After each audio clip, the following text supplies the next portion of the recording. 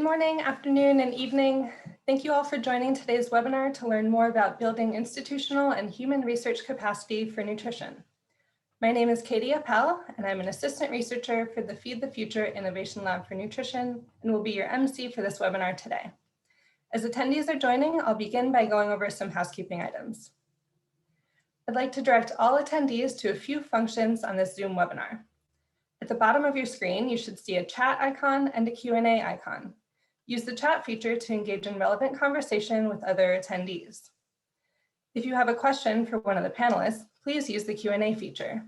Panelists will respond to questions in the Q&A box throughout the webinar, and we've allotted the final 20 minutes of the webinar for Q&A. If you are experiencing any technical difficulties, send a message in the chat box to all panelists so that our technical support staff can work with you to resolve them. This webinar is being recorded and will be made available on the Innovation Lab for Nutrition website and the USAID Advancing Nutrition website. There, you can also register for upcoming webinars and view recordings and slide decks of previous webinars. We will repeat these technical housekeeping items in the chat throughout the webinar as people may join in at later times. I'd like to begin by introducing Dr. Patrick Webb, who is the Director of the Innovation Lab for Nutrition and the Alexander McFarland Professor of Nutrition at the Friedman School of Nutrition Science and Policy. He'll provide a brief description of the Nutrition Innovation Lab before introducing the moderator for today's webinar. Dr. Webb, over to you.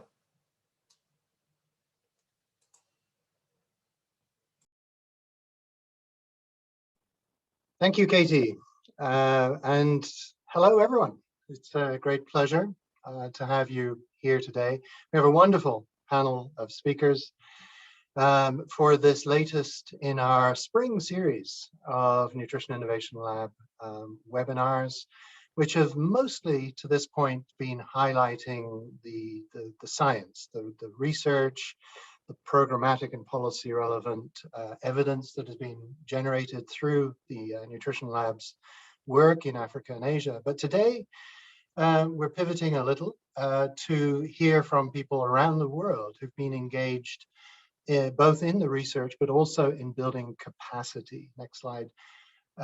For countries to sustain gains that they have made over these past years of engagement with the Innovation Lab and other innovation labs, to undertake relevant, policy relevant and nationally relevant research that can inform and guide future steps towards development.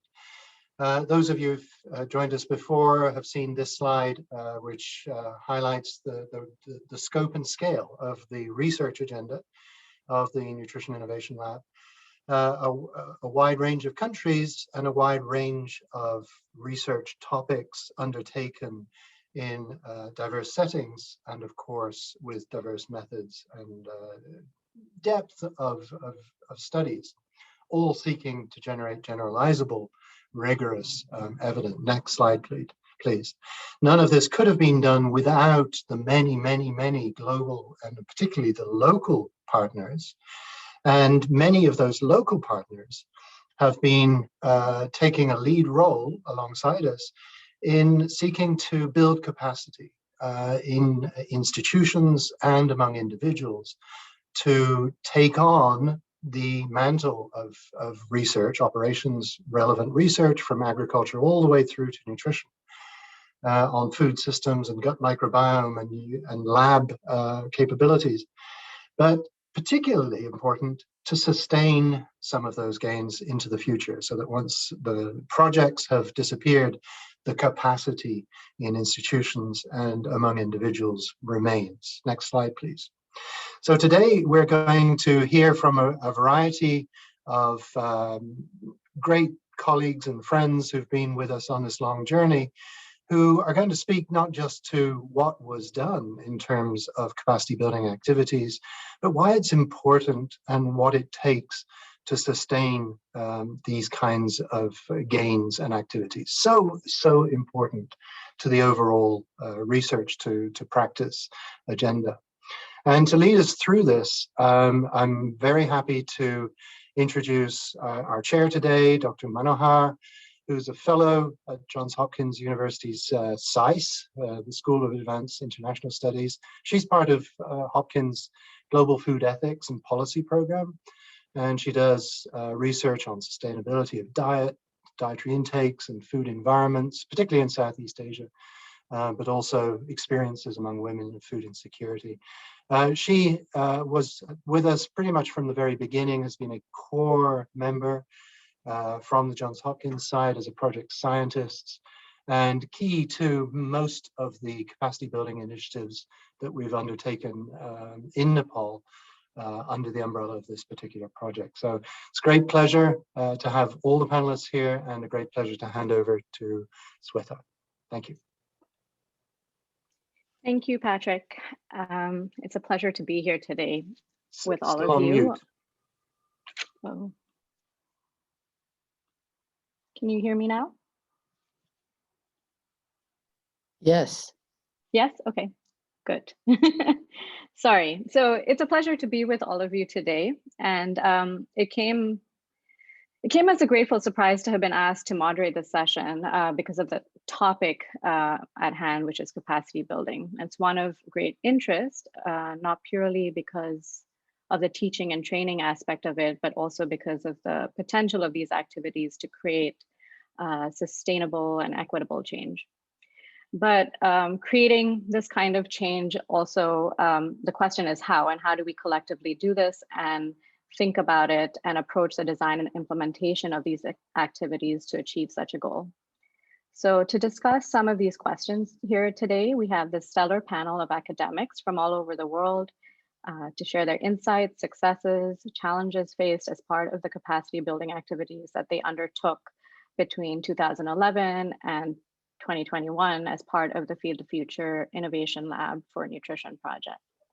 So let me introduce you to them first. So first off, we have Ram Shrestha, who is currently based in Nepal, assisting Kafadat College to improve the quality of the Masters of Science in Nutrition and Dietetics course. Before 2018, he was providing technical support to University Research Co. LLC as a senior quality improvement advisor for nutrition and community health projects.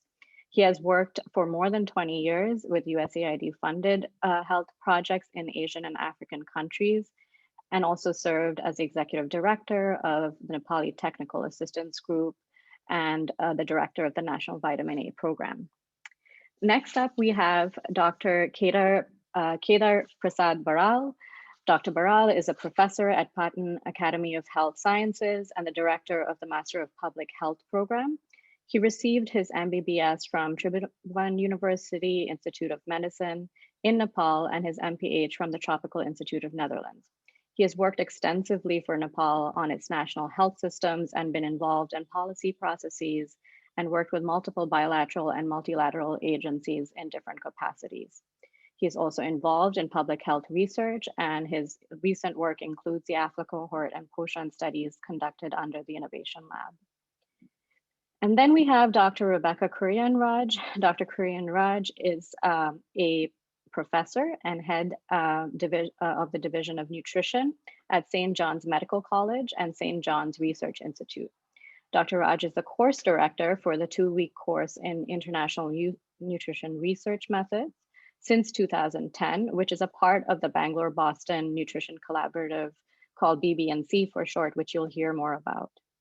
And then finally, but not the least, last but not the least, is Dr. Bernard Bashasha, who is a professor of agricultural and development economics and the principal of the College of Agriculture and Environmental Sciences at Makerere University in Uganda. He currently teaches both graduate and undergraduate level courses at the university, and he is an active researcher and principal investigator for several projects. So without further ado, I will start us off, and I would like to pass on to the panelists in a brief moment. But to start us off, I'm going to walk us through some of the activities that Johns Hopkins University undertook with its partners to conduct some capacity building activities throughout the course of the project. Grace, can we switch to my presentation now? see it now. So you can move to the next slide. To start us off with an overview of the activities undertaken, there are several important partners that we worked with. So one of our major activities was the initiation of a scientific symposium that focused on agriculture to nutrition pathways, deconstructing these pathways, and then building the connections that exist again through the undertaking of original research. It was a forum to discuss new findings, bring multiple sectors together, to identify ways to work together, and encouraging interdisciplinarity in our approach to solve issues of food insecurity and malnutrition. Further, we also facilitated the early training of early career researchers with an interest in building their own nutrition research methodology training for the purpose of either increasing their agility at statistical analyses, epidemiological methods, or curriculum building.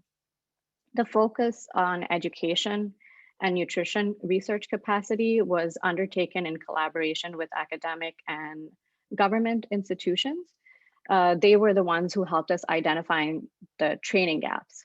So this information informed the facilitation of guest lectures, for example, from global experts on a variety of topics related to undertaking population-based research. It also included MPH students from the Institute of Medicine training with the Nutrition Innovation Labs in-country data team, and Hopkins master's students being mentored by researchers at the Nepal Agricultural Research Council.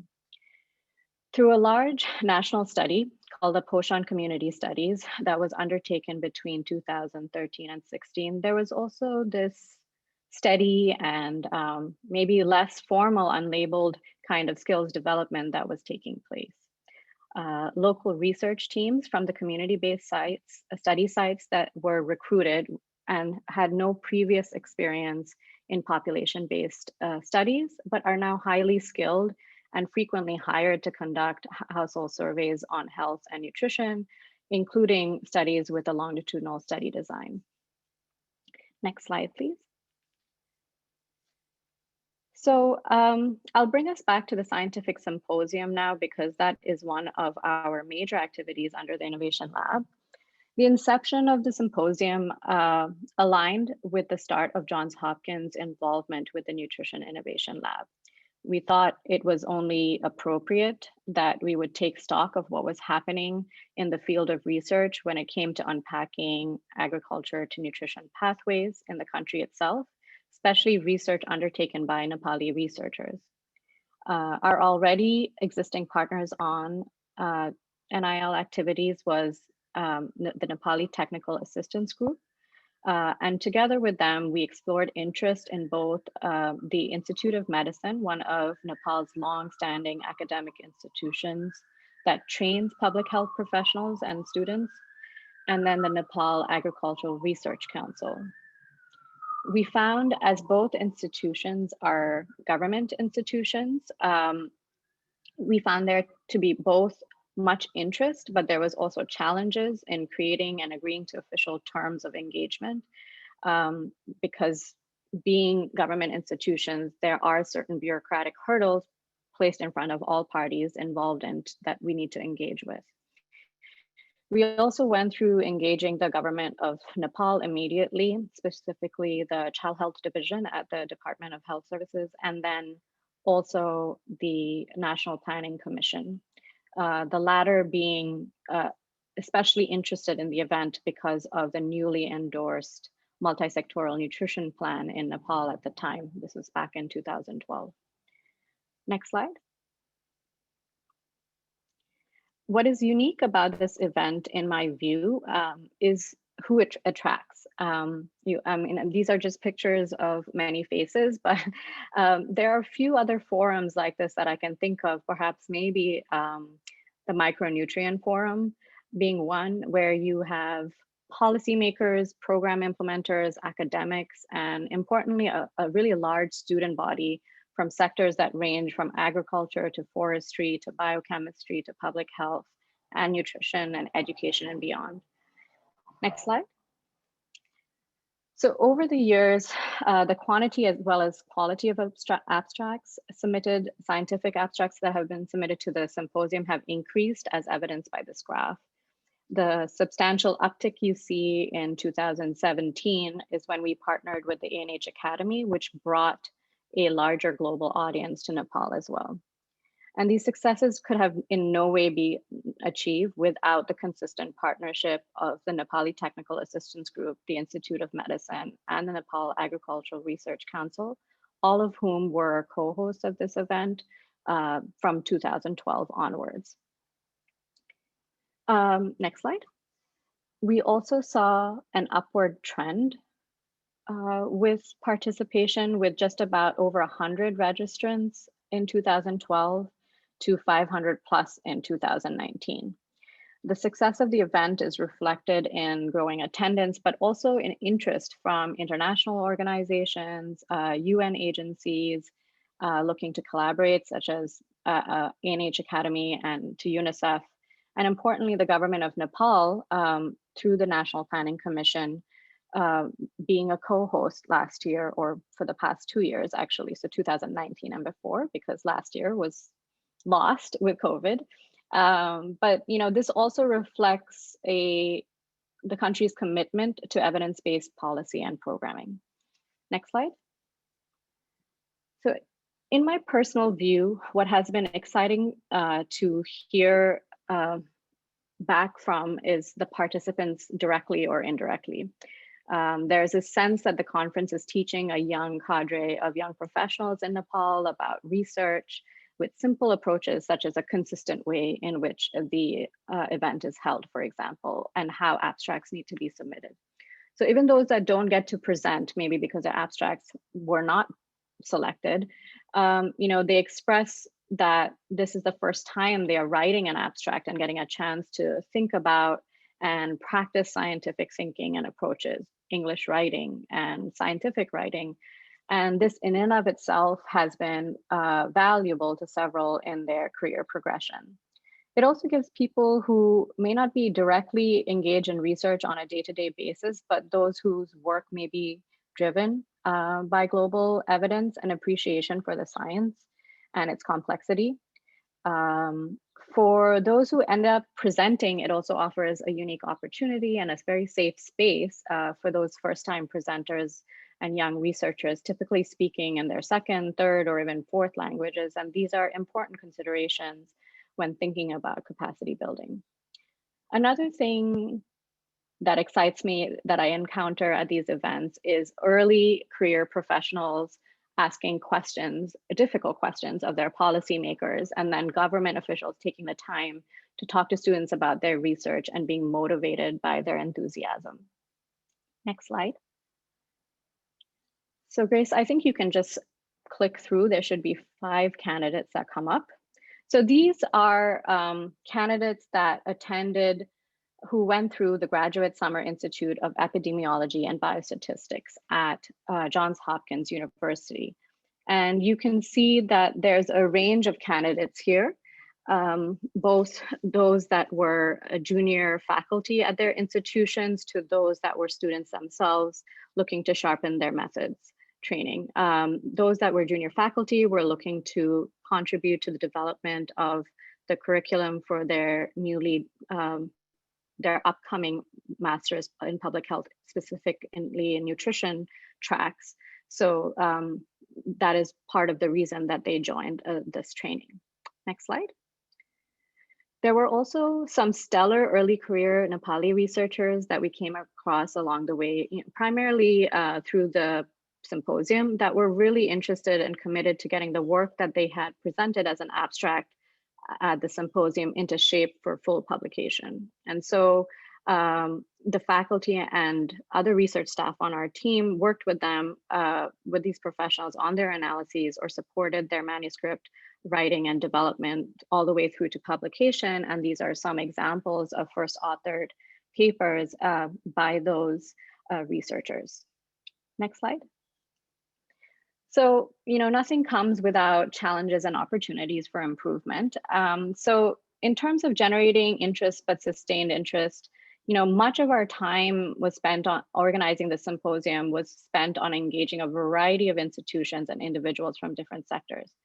There was a thirst for such events and an interest, but what makes an event successful, such as this, is really its content and the science that's shared. But there are always competing priorities, and people may not have the time to share the science that they want to in a forum without some repeated encouragement.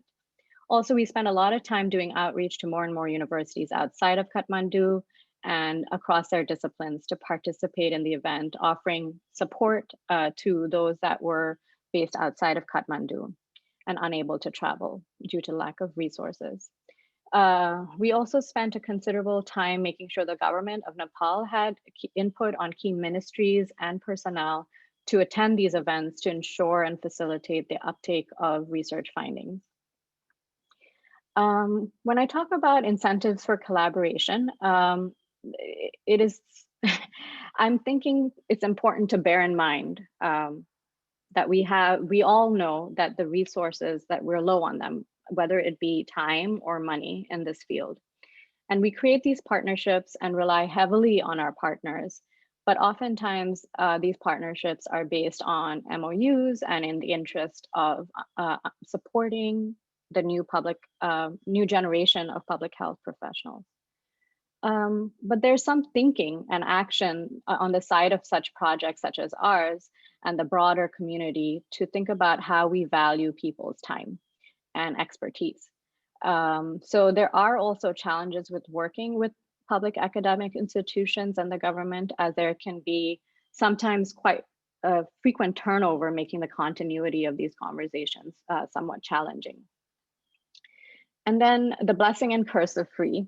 It was wonderful that these events, the symposium and the symposium especially, was free, and it kind of leveled the playing field for participation. But when it is free, it is hard to gauge really who will show up and meaningfully participate. An inordinate amount of time was spent on ensuring those who registered would show up, given the physical capacity restrictions of the venue, and to make sure that if somebody wasn't coming, we could offer the space to somebody else. And finally, addressing equity and inclusion. As it relates to equity, there is more to be done, I believe. We did have a range of diversity at our events, but you can also see from our individual trainees that there were more males than females, but also because of seniority and notoriety, often projects like ours focus our collaborations with the heads of departments to make inroads for collaboration. But really, there ought to be a focus on engaging a broader spectrum of established professionals and younger leaders who are also diverse, be it in their gender or ethnic makeup and representation. An important point is that I think that there's now need to invest in bringing more people around the world, around the country for such an event, to not have everything be so Kathmandu centric, because the Nepal government has now decentralized significantly. And so we cannot assume that Kathmandu remains at the center of everything. There have been efforts to do this, but there's more to be done. And finally, in terms of key takeaways and future directions, as a whole, when it comes to capacity building in Nepal, especially in nutrition research and methodology, I think there's a lot of ongoing work. And I think perhaps as we move forward, we may be wanting to think about shifting away from individual capacity building to thinking through more how we can create enabling environments for ag to nutrition research and scientific collaborations.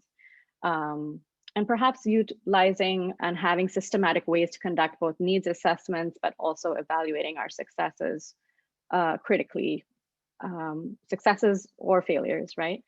And then if our capacity building efforts my worry is that if we only focus on individuals, some of these capacity building efforts that don't focus on system-wide dimensions are likely to be short-lived and not as sustainable. in the case of Nepal, I think one key piece that is missing is the long-term investments in academic institutions and early career or mid-career researchers, as I alluded to before. And there are virtually no funds to be had by these groups of academics. And so we see the same names of researchers that are led by Western universities who are collaborating with Nepali researchers. So we kind of want to diversify and level that playing field some. And finally, any capacity building activities should center at its core and undertaking equitable representation reflected in our collaborative efforts. And that could be its own long webinar, but I will stop here and now pass on the floor to Dr. Baral.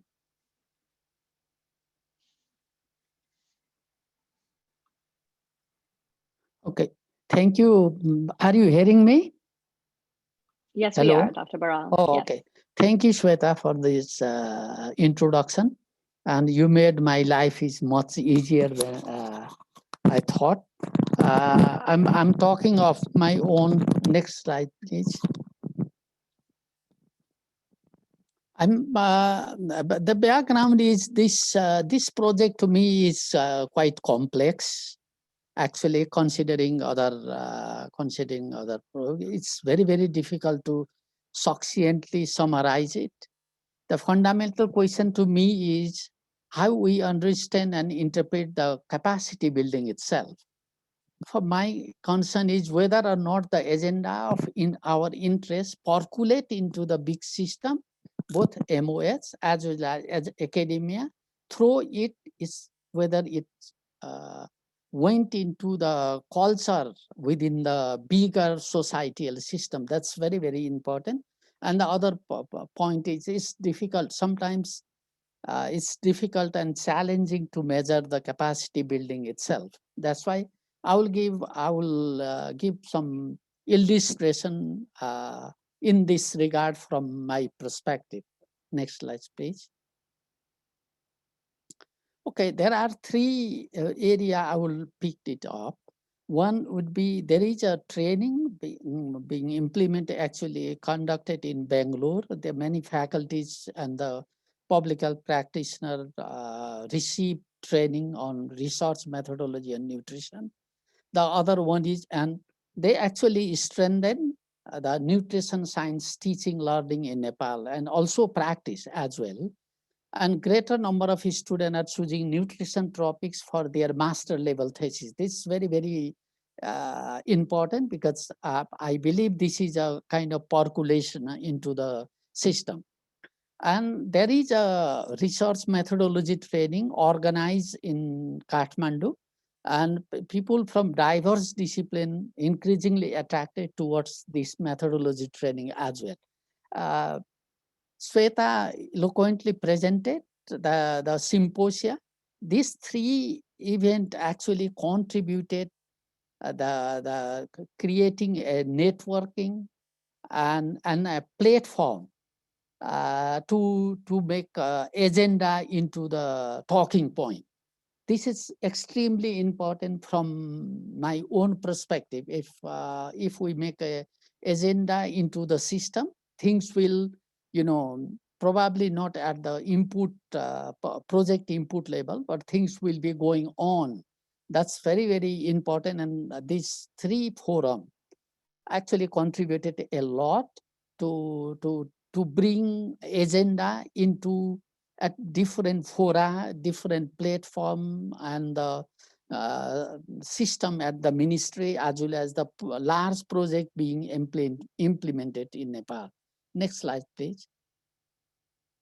And there are two studies I would like to just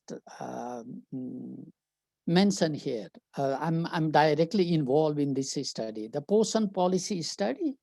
That's these are actually, Shweta also mentioned, this is a unique and complex study. These are longitudinal study.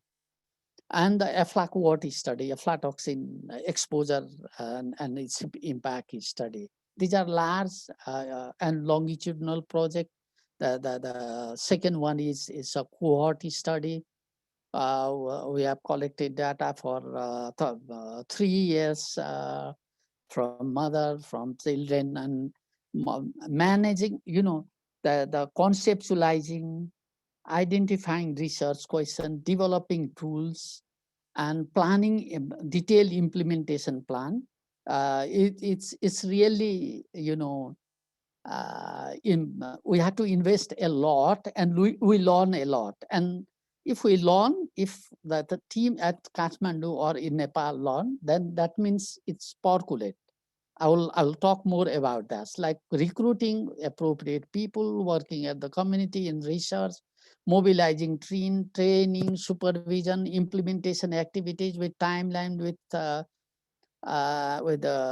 different external, managing different external contextual factor, data management, dealing and communicating with ethics committee, sample collection, sample transport, storage, shipment, all this. This is a really a complex research. We successfully completed the field work, and we learn a lot. I think TOF's team and the team outside Nepal and the team in Nepal, we learn, I think, together a lot from that, and it gives me a confidence designing a complex study. This will remain in Nepal. This is quite important for us. There are research publication which is feeding into the system and society and into the into the academia. About there is some probably contributed. I don't have a specific example of having contributed policy directly or single research, but there are concentric efforts like symposia, training, methodology training, and the whole engagement of this project as a important bearing in the interest of capacity building as a local institution here in Nepal. Next slide, please. Okay. So some of the example, that's what is happening in Nepal, what is remain here then. That's increased number of nutrition advocates. We have there is a kind of critical mass we have, because this forum created a kind of informal networking, and they are bringing agenda that Sweta also mentioned. Whenever we have a meeting with ministry or academia, among colleagues at the teaching institution. In the middle also, there are new programs started, and the existing program is strengthened. Like every year in my institution, at least out of 12 MPHC students, two are two usually doing their thesis work, which is quite, every year it's increasing. And in this period, all master program is started in Institute of Medicine. There is how it contributed. It's very difficult to mention, but like I myself was engaged when designing a Master of Public Health Nutrition course in IOM together with the NIL team. There is some level of catalytic role, and leadership at MOS and different institutions are much more informed.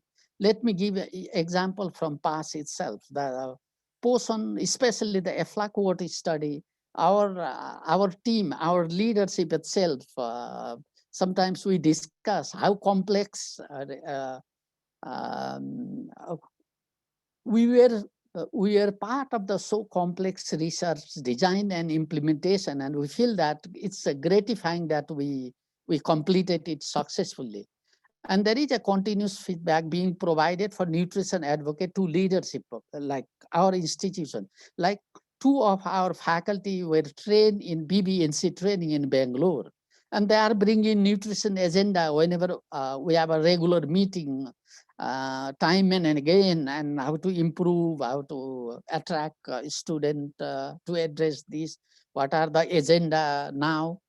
and mid-level trained personnel experience in complex research are in market. You know, they will be utilized at other institutions. They have a hands-on good experience with confidence.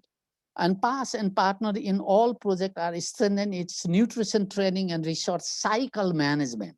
You know, there might be other research, like I'm involved in other research, but these research work also help me to design and to train our faculty member or the staff member to better design and better plan, better implement, better monitor. And these are extremely important. And to me, the NIL project was a complex. There are activities, but the uniqueness to me is this project was engaging at different level, which helps to bring agenda and percolate in the wider system in the society that is remain in Nepal. And to me, finally, without a doubt, NIL is one of the major contributor to growing movement in Nepal, pushing for an improvement in nutritional status. It helps for the discussion of agenda into a different forum. You know, it's difficult to measure, but we can feel it. That's why this is a kind of prospective rather than of evaluative result. With this, I would like to end my presentation. Thank you. Thank you so much, Dr. Baral. Those are a lot of very real life points that you brought up in making capacity building activities a success. Next, I'm going to invite Ram Shasta to start off his presentation.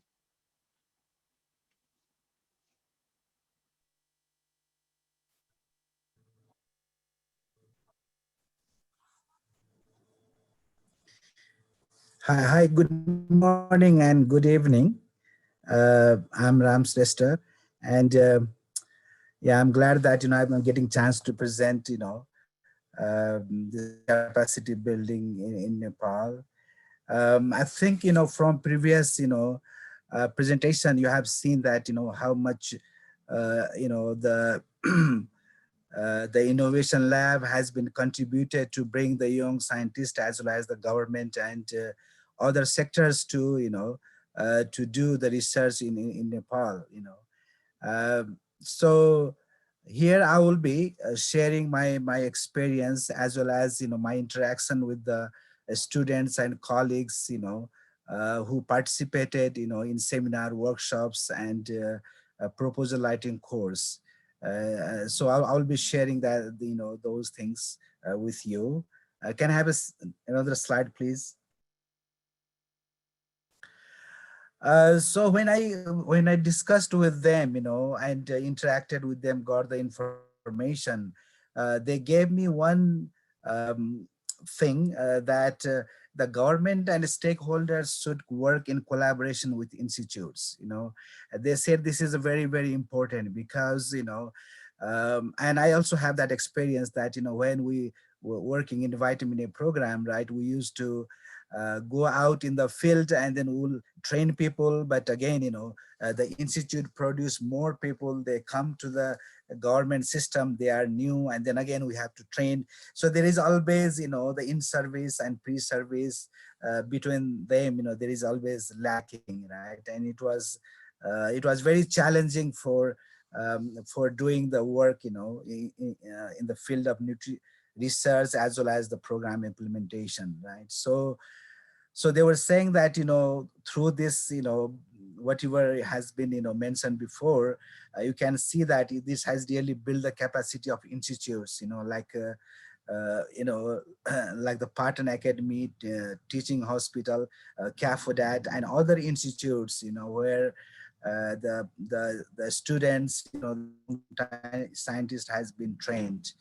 And another thing where they're saying that to support, to organize follow-up workshop and seminar. This is a very, very crucial to sustain. If we really want to sustain, whatever the mass we have created, we really, the government as well as, the institutes has to organize, follow-up workshops and seminars within the country so that they can, continue developing their skills and presenting, their research findings, right?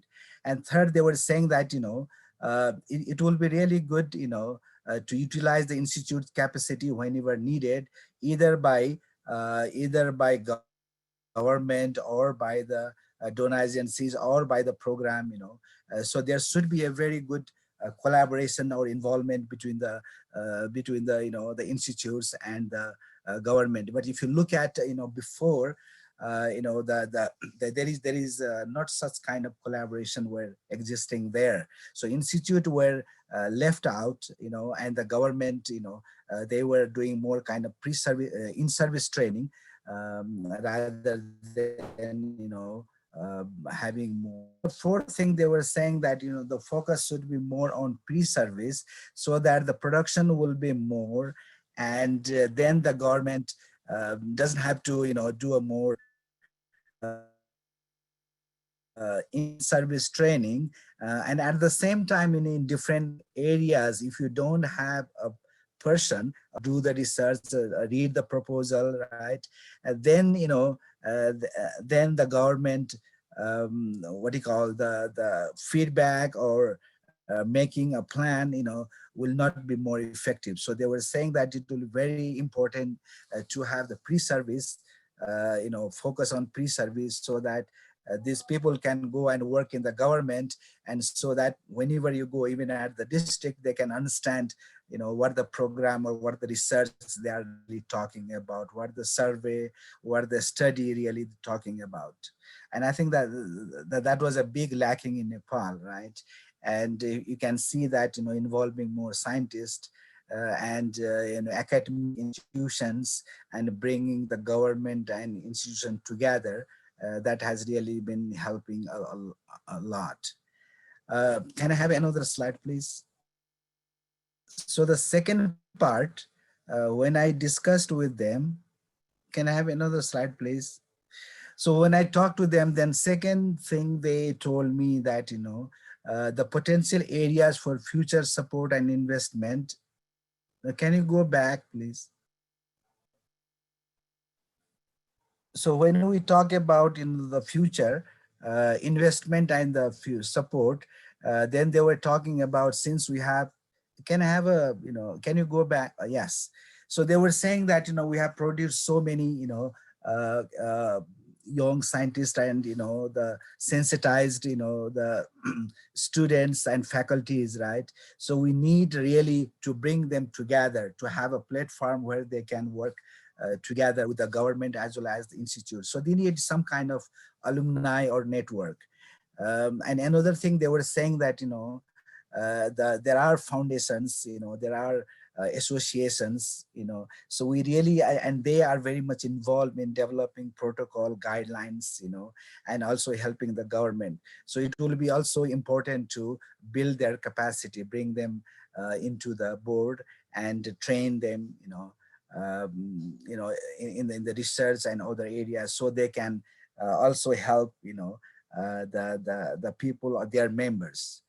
And the third thing they're talking about, that the technical support to institute research department, because there are, like for example, even in Patton Academy, I think in CAFODAT, in teaching hospital, other places where there is a research department, they really need, there are people now who has been trained, they really wanted to do the research.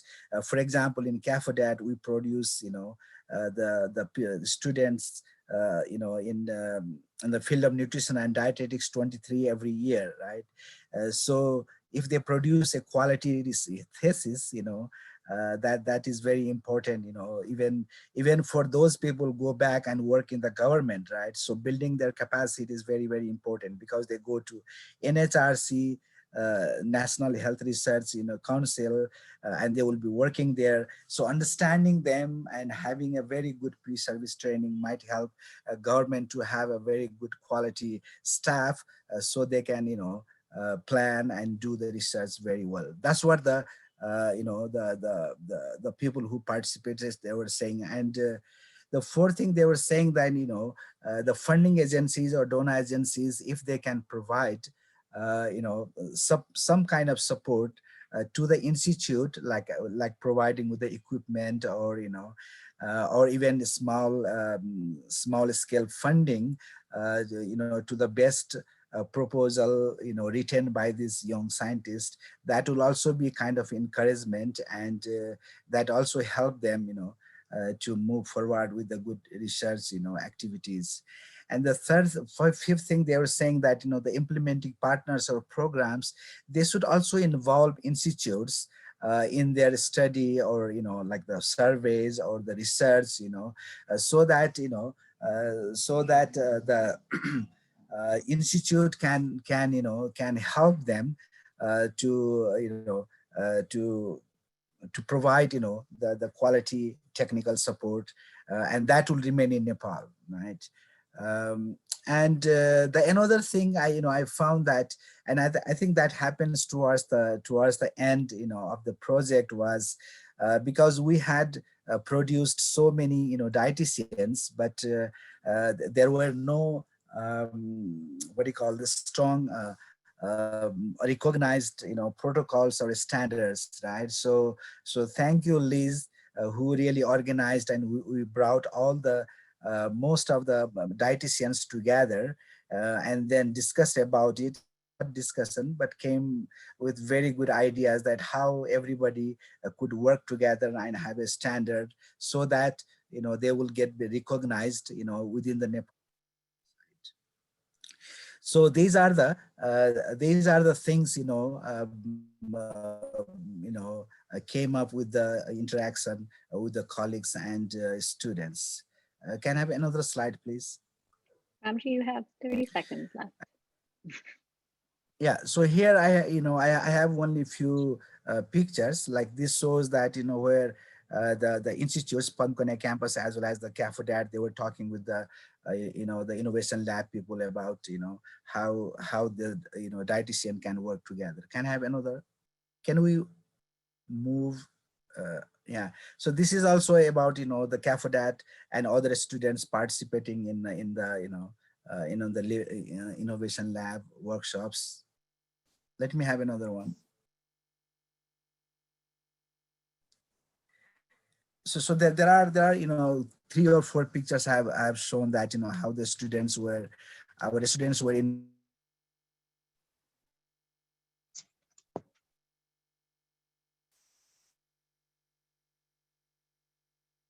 for so the students are doing the creative things, how they can the portion size of the in a thal to to promote for different diseases. Anyway, to sum up, what I think that the with the innovation lab, they really sensitized people, created a very good environment, bring a lot of people together, right? So I think right now it looks like, as Dr. Baral mentioned, right, in Nepal, if we look at the research and the institute and government working together, it looks like the iron is really hot, right? We just need a hammer and good implementer so that the thing can be sustained. Thank you very much. Thank you so much, Ramji. So moving on swiftly in the interest of time, our next presenter is Dr. Raj from the St. John's Research Institute in Bangalore. Thank you. Thank you, Swetha. And it's my pleasure to be able to talk to you. And I thank the organizers for inviting me. I'm happy to share a few of our learnings from the Bangalore-Boston Nutrition Collaboration. And it will be a pleasure for me if you have any questions or want to know anything further. So next slide, please. So why did we actually think of starting this collaboration is because India was going through and is also going through a state of where we have the double burden of diseases, where we have non-communicable diseases increasing against the background of infectious disease. in order to tackle these problems, we needed to have a set of trained Indian professionals with appropriate skills, knowledge, and abilities. And we wanted them to work across multidisciplinary fields in order to be able to plan research studies that influence both policy making at local and international levels. Additionally, the need was because there was no affordable comprehensive course which actually trained the students to acquire the necessary skills and competences to cover high quality research in nutrition. There was no single institute that had actually the expertise, the skills, and the infrastructure to conduct this under one roof. And moreover, every single course that was even being offered was expensive and not affordable to all. Next slide, please. Keeping this in mind, we wanted to start a collaboration and an education collaboration, and we called it the Bangalore-Boston Nutrition Collaboration or Collaborative, which was actually a collaboration between scientists at St. John's Research Institute, Harvard School of Public Health, and the Tufts University. And our aim was to actually build and to have and to run an interdisciplinary course, which actually trained the students with skills and knowledge to work together in different disciplines and to conduct research from both self to society, influencing both policy, as I said, at national and global levels. Our pipe dream at that stage that we thought was to create a course that was intellectually excellent, using our in-house SJRI and the Division of Nutrition expertise, skill, and infrastructure. But we had a dream of making it completely free, at least for the Indian students. Next slide, please. We also, one of our secondary aim was to also identify both young students and junior faculty to actually undergo student exchange programs at Boston. Our third aim was to also develop distant learning modules so that our course could be extended to a wider audience. It's what started as a dream, and a very ambitious dream actually was we were able to do it because the right people got together. And I must mention the enthusiasm and the wholehearted drive of our course directors, Dr. Kurpad, Dr. Duggan from Harvard, and Dr. Griffiths from Tufts University. We together aimed for the sky and we managed to put it together. Next slide, please. And so in January 2010, we started the first 2-week course with a modest number of 25 students from India.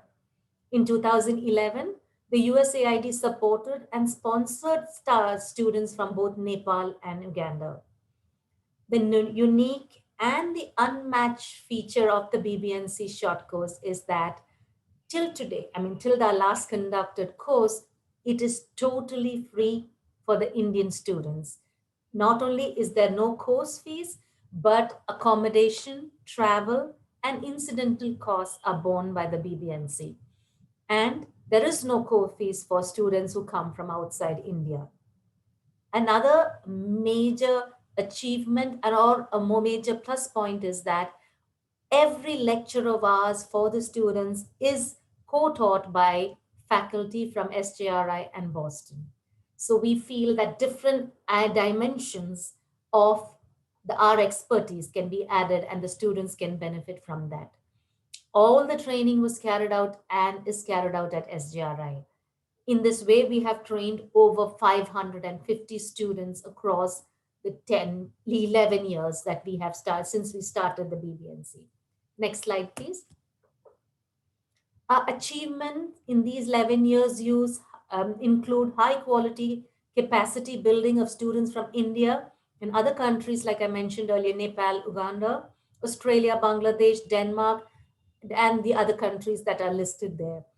We also developed web-based learning system, which has been completely, and our entire course is run on the platform. And we got this support with a lot of help from Tufts University.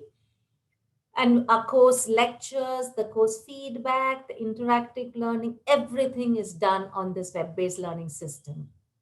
Along with this, for our secondary aim, as a part of it, we have actually had student exchanges where 12 students and faculty from SGRI have actually visited Boston, collaborated together, and either written papers together or actually written proposals together. We also have students from Harvard's college and graduate students who have visited us and worked on collaborative projects, which have all actually resulted in scientific publications. Next slide, please. Who did we train? We trained nutritionists, research scholars, public health workers, people from the government, people from academic institutions. We had state and national nutrition program officers, public health officers, and also policy makers. We felt that these were whom we need to at least introduce and provide the basic skills that are needed for conducting a good research from cell to society. And next slide, please. This is just the distribution of our BBNC alumni across India and the globe. And specifically because it is through the Nutrition Innovation Lab at Tufts and through the USAID, I have actually put up the different universities and the institutions from where we had our students from both Nepal and Uganda. Next slide, please. The 2-week course, actually, this is a set of pictures, but what I wanted to show you was the continuous student-faculty interaction, which is clearly the strength of our course. And while we introduced the students to many substantiative sessions, such as nutrition and global health, biostatistics, ethics, public health policies, manuscript writing, proposal development, we also group them into different groups, and these groups work together for 2 weeks, and on the final day actually presented to us faculty a proposal which they were going to propose to a funding agency. This we at least thought would help them make baby steps. First of all, to work together and collaborate with partners from different fields, and also to learn a little bit of proposal development, including budgeting. Next slide, please. What we think made it work is that first of all, the division of, as I said earlier, that no institution had in-house facilities, infrastructure, skill, and expertise under one roof. And we're proud to say that we could conduct that for 11 years under the Division of Nutrition at the St. John's Research Institute. The constant feedback and the first point that always comes back from our students is that the faculty, the excellent multidisciplinary team of expert faculty are our major strength. Some of them have been part of our course for 11 continuous years, while some of them, like Dr. Webb and Dr. Ghosh, have actually enriched the course by their presence for 2 to 3 years with their passion for teaching.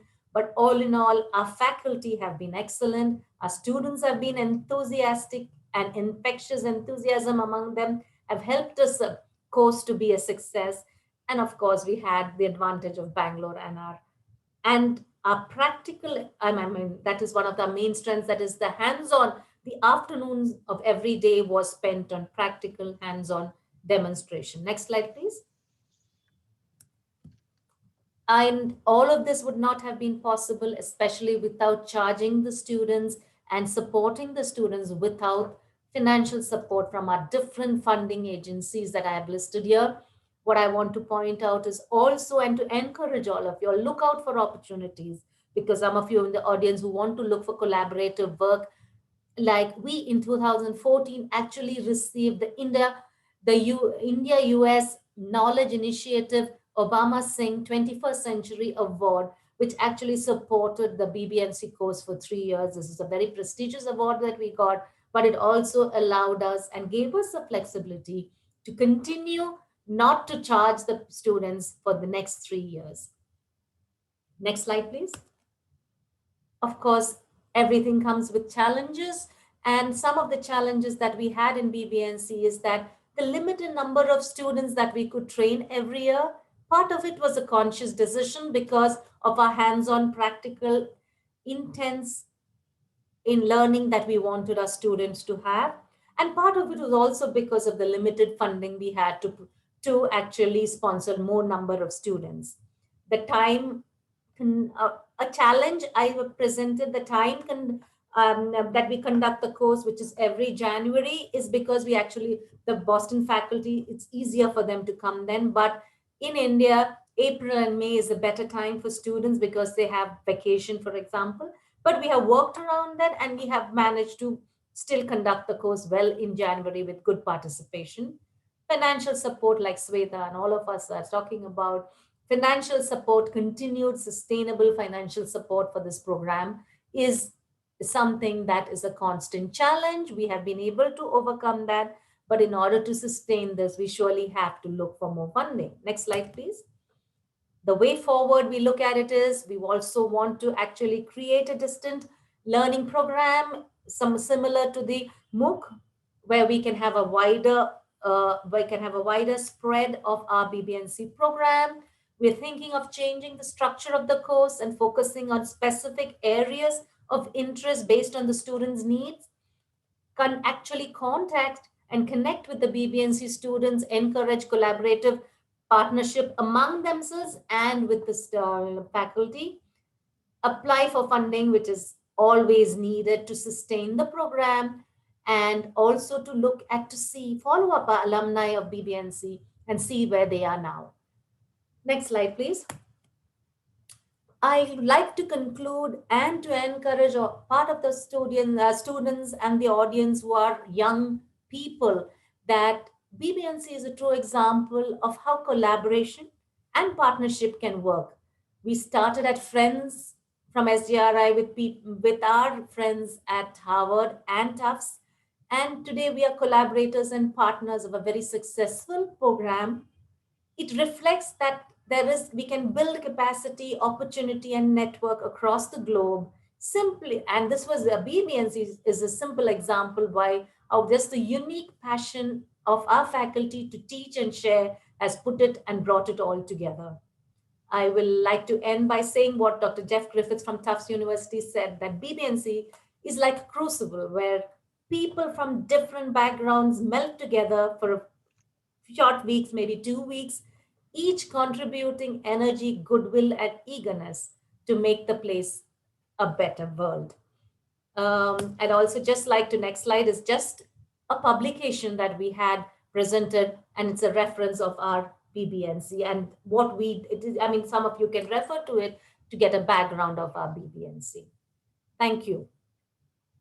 Dr. Raj, thank you so much for that. It was a very clear presentation, but I think has also infused us all with some enthusiasm for what is to come, and also just making a really good point about how these collaborations, either prior to or now, have fostered not only professional collaborations, but friendships and mentorships. And this is, just really important points. Thank you so much.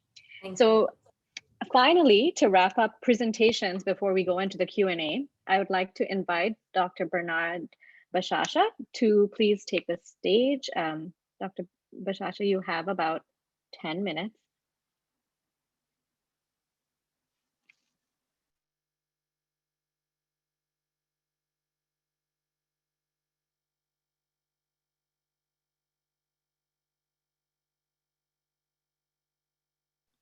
Dr. Bashasha, I think you're still on mute, maybe?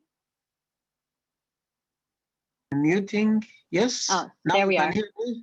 Yeah, we can hear you. Yes, good evening and good morning, depending on where you are. I'm making this presentation on behalf of some of my colleagues here who are not able to be on the webinar today. Bashasha is my name, Makerere University, Uganda, Africa. Next slide, Grace. Okay, I will be going through these 8 points, and in the interest of time, let's move the next slide, Grace. So why did we do this? Why did we go into capacity building? Or why did we prioritize capacity building?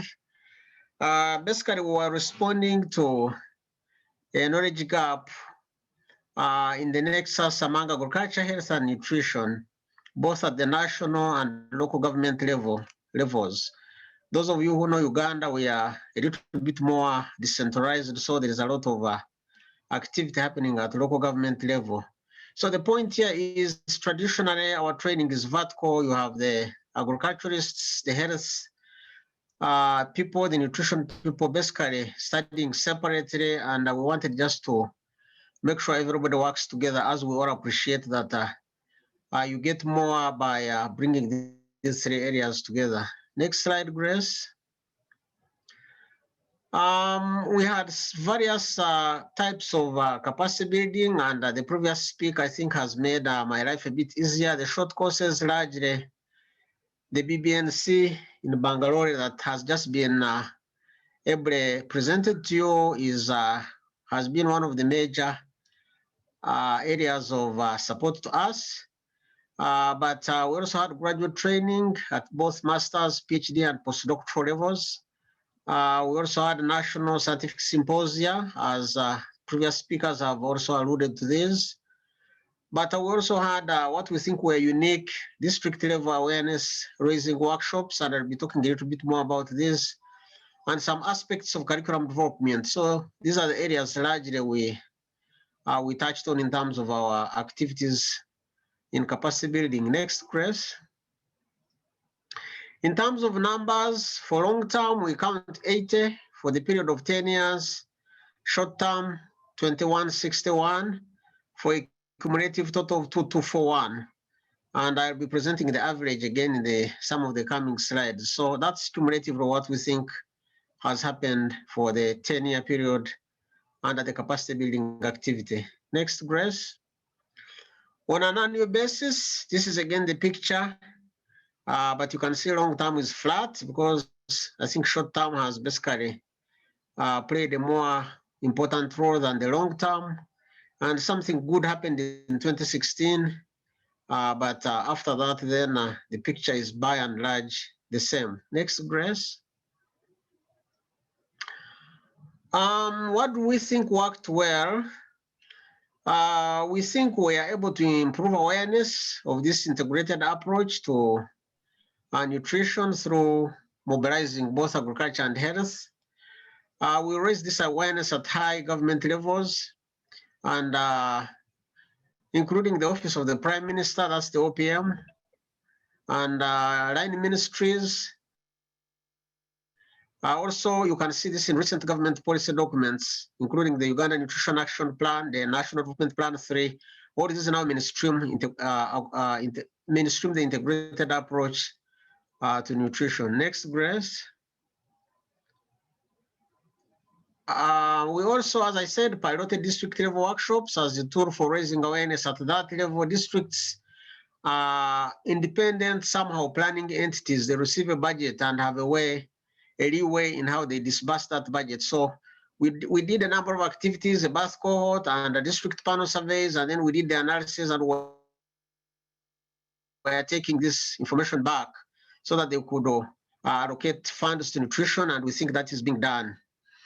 We also built impactful partnerships down here, including universities and the central government, which we think we can leverage going forward into the other activities. Next. Grace. Okay, the people we've trained are all over the place, and we think we've successfully infiltrated both public, private, and even the NGO world. So you find our people in policy making, both at central and local government level. A number of them are engaged in academia and research. Others are in hospitals providing health. Others are at our local governments, as I've already said, but also the NGO world and other projects are being managed by some of these people trained by us and the Bbnc, as I've already said. Next, Grace. Enablers, what we think enabled us go the far we were able to go. The strategic partnership was important, and I have highlighted the institutions involved there. And these being high-profile institutions, really, it makes sense to sort of bring them together. We also were able to identify the need to work at both national and local levels. We had a gender lens in terms of capacity building, especially for nutrition. We discovered that the ladies tend to work better in communities and deliver more effectively. We also actively pursued mainstreaming of the integrated approach, as I've already said. And then the last bullet, we also exploited existing social capital. We just recognized that policymakers don't listen to the science. They actually use the science when they know you better, when they can relate with you, when they know something about you, when they can trust you. Next slide, Grace. Furthermore, also we had champions of nutrition. We have our famous Professor Chikafunda and sadly the late Samba Mugerwa were very good champions who he was then at heading the National Planning Authority. The strengths of the management team would like to thank, I think, the team at Harvard, Tufts, and Tuskegee, and of course us involved for getting this done together. It takes management to get results. And we had a supportive USAID office and officers who were actively tracking down what we are doing and asking for briefs and presentations, and this kept us on track. And also we drew on experience from previous similar engagements. Next, Grace. Challenges, resources are always constraining, and in this case, that was the case. We had plenty of government bureaucracy to deal with. Sometimes it would work, sometimes it wouldn't work. And of course, the COVID-19 pandemic, which we all know, constrained some of our capacity building activities. We had meetings set in districts, but when this pandemic happened, we were told not to show up there. And up to now, we're still negotiating whether we can visit or not. Next, Grace. Finally, we think some additional capacity building is needed, especially focusing on short-term training. We think it is cheaper and more effective. And I also need to keep on interrogating the data. We've collected large volumes of data that we still need to exploit, and then focus on local government for quick impact. Thank you very much. Over to you, back. Thanks, Dr. Bashasha. These were great presentations, and really appreciate the clarity of many of you, and also to pushing yourselves beyond the usual reporting of, you know, how many people were trained versus not, but really getting into some real life challenges and successes. So thank you. We have about 15 minutes for questions. So I am going to start off by posing these questions to the panelists. And some of them are specific to specific speakers, and some of them are more broad. So I will start off with some of the specifics. We have quite a few questions directed at you, Rebecca. In terms of one, I think you mentioned already that you would like to do more follow-up with the students to see how they put their skills to use. But how is there any follow-up with the participants of the Bbnc program? Is it still going on, and how does one get enrolled? And what are eligibility criteria for participating in the course?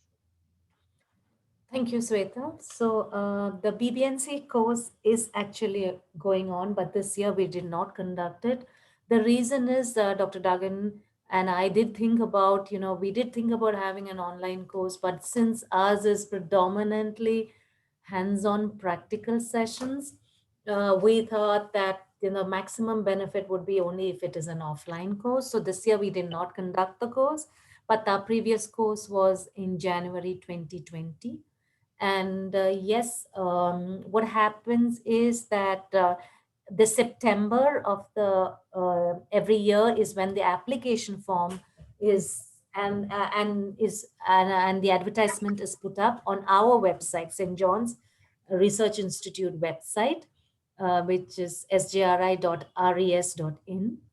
And then there is I think a time period of 1 month that is being given, and then we all the course directors evaluate the applications, and we do select the students. So we have over 150 students or applicants who do apply, and we choose about 25 to 30 of them.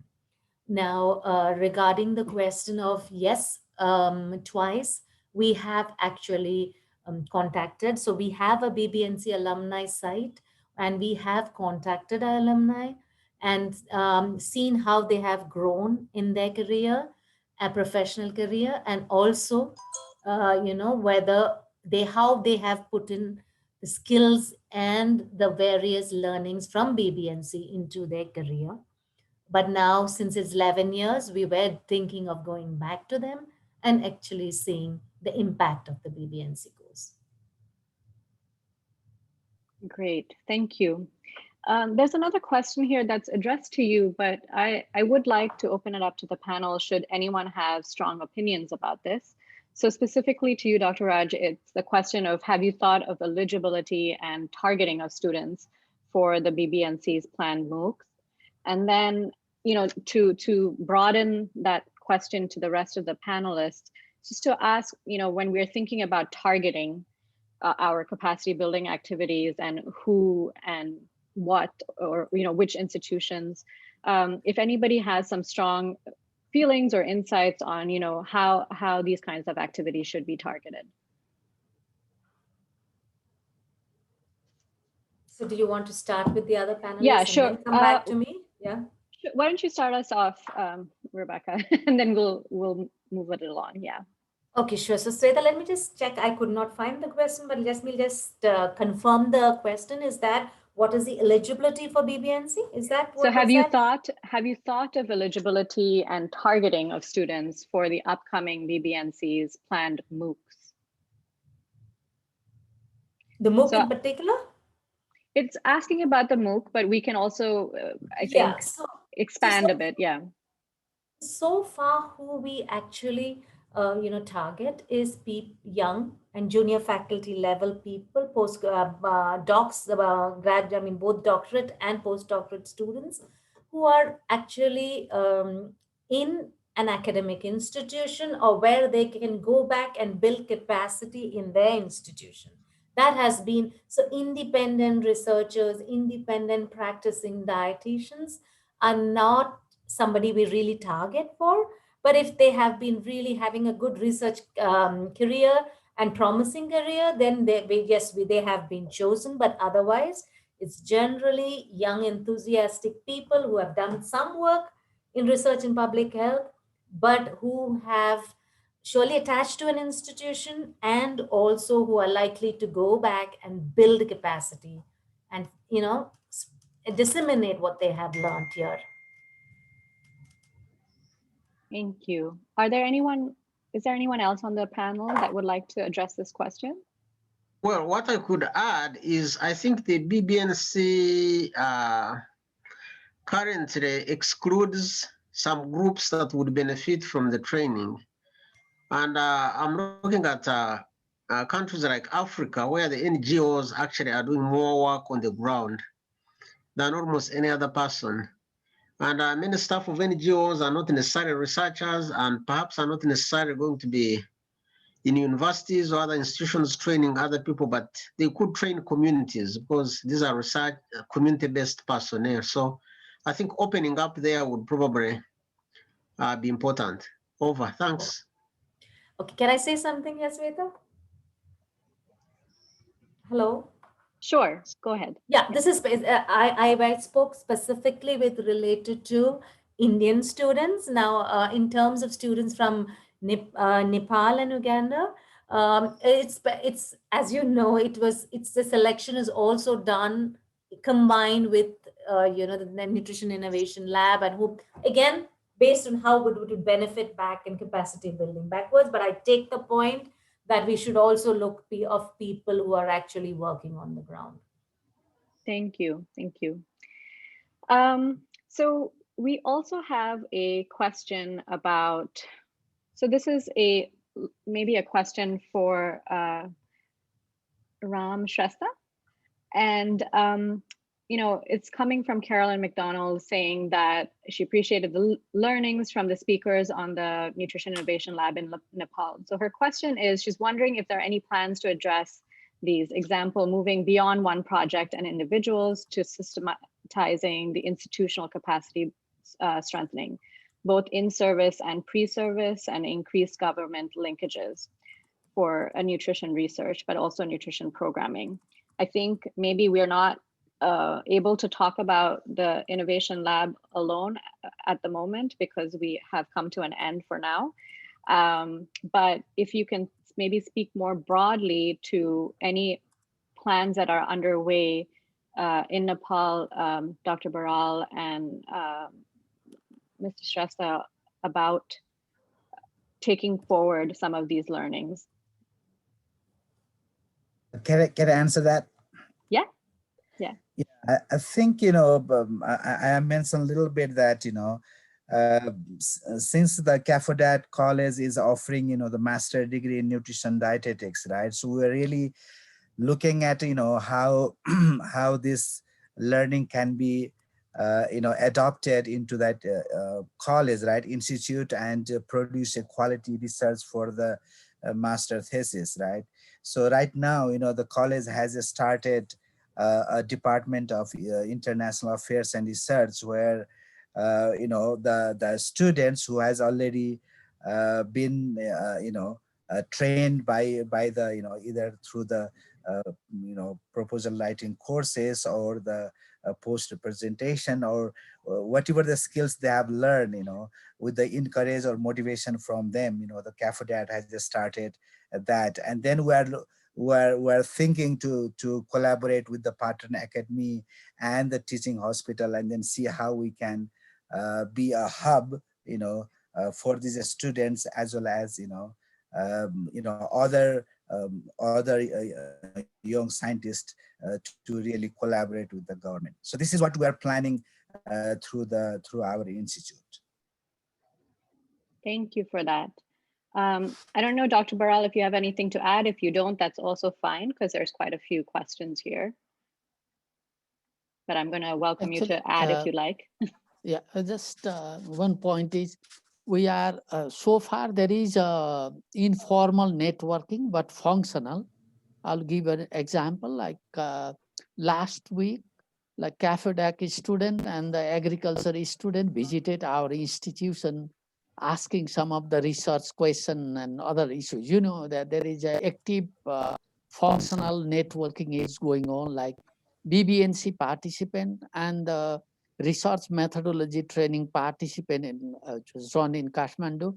They jointly publish article. We are, what I mean is, we are trying to much more kind of formalize self-driven a forum. That's what Ramji is also talking, rather than a project-based, but creating a platform so that people can participate and help each other, share experience. This is the thing that's we have been discussing together with Ministry of Health. We don't want to miss them as well, because they will be part of, because they create a market. There is a program, then they create a market. If there is a market, there is increasing number of professional will join at the university. It become vicious. If there are increasing number, then the university itself, start investing more. It's a kind of percolating. That's what I see from my perspective, and this is my personal, Yeah. No, thank you for that. And we have maybe 2 to 3 questions left. And so the next question is about, I'm going to reframe some of it because it's talking about other sectors. So, and not even sectors, but issues that link to nutrition. So for example, Pitambar Dahal is asking about the exposure of mycotoxins to food, which is plentiful in the food system in Nepal, as evidenced by some of the work that the AFLA cohort studies have also done. And he's asking, if there's an agreement that there needs to be some mitigation of these mycotoxins, are there plans to encourage public health students to address nutrition outcomes by thinking about the food toxins, for example. And then related to that is another question about from Take Bahadur Tapa, who is part of the dairy sector and also interested to know, how to bring some of these worlds together in terms of the science, but all with the intention to improve nutritional outcomes. So I'm just going to have maybe Dr. Baral have you answer that question. Yeah. Just quickly, like including this much more agriculture, health agriculture leading to nutrition. We do have in our teaching learning in our university, we do have one of our faculties studying pesticide use in Makmanpur district. One of our MPH student is studying in Bhaktapur about the pesticide. And the mitigation of this aflatoxin is number one agenda for now. We are still, closing our, our data is being analyzed. And just to let you know that all the participants, one of the co-investigator of this AFLA cohort study is then Silent director. Currently, he is a epidemiology and disease control division director. And we have already engaged them. We have already started discussing with them what is the first step possibility to be enrolled, to bring into a program. There is some initiative being done. It's going on. Discussion is going on. We are quite sensitized, to be honest, and confident. We do have evidence in our head. Let's work together. That's from my end, rather than of, let's asking to do this from that sector or that sector. Let's create a forum and exert together. Thank you. Thanks, Dr. Baral. So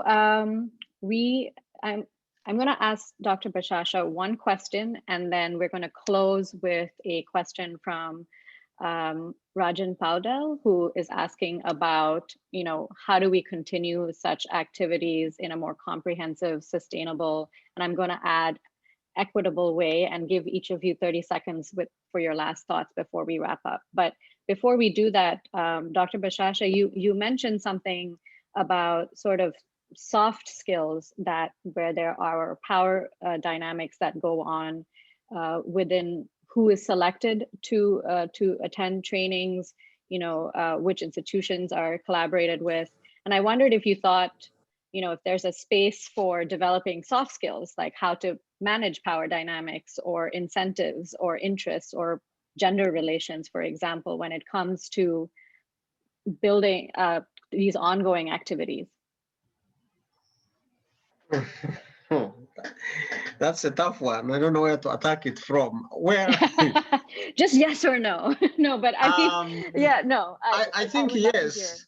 When you look at groups, institutions, there are groups that are traditionally favored, and I will not go into the details. There are institutions that are traditionally favored. There are even regions in Uganda that are traditionally favored.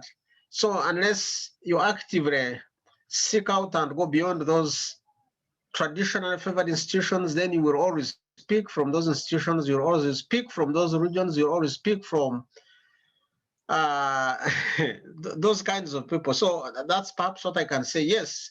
So there is room for improvement when it comes to selection.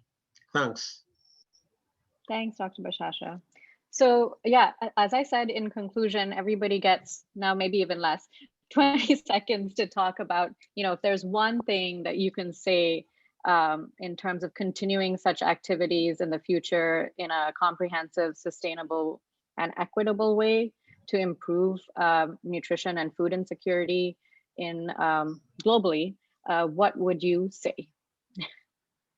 We will start off with Dr. Raj. Thank you, Sweta. I think for me, it is collaborations, partnership, working together, and so that we can build the capacity using our own skills, expertise, and being able to train the maximum number of students.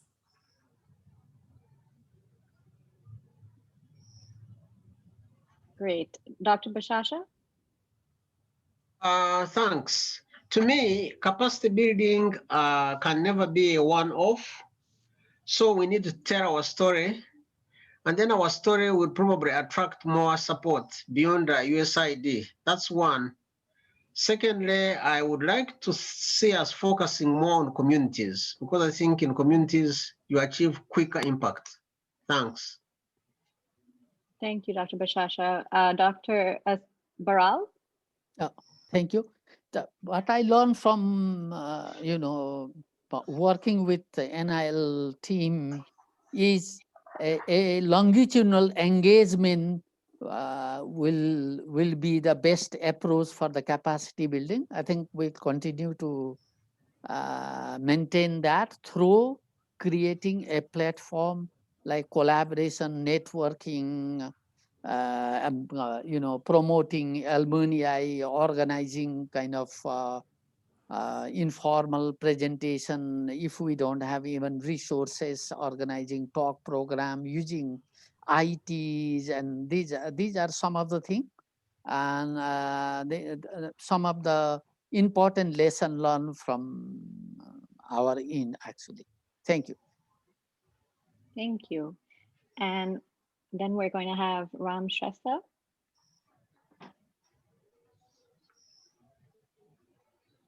Ramji, are you still with us?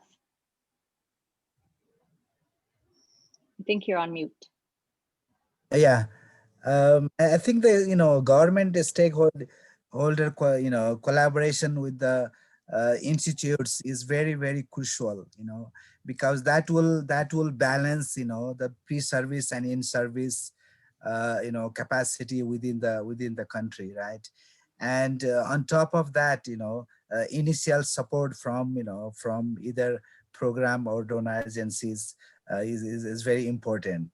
And the second thing is, it should not be a one-time activity or the project activity. It should be continuing the collaboration between the stakeholder, government, and the institutes. I think that that's one take-home message I want to share.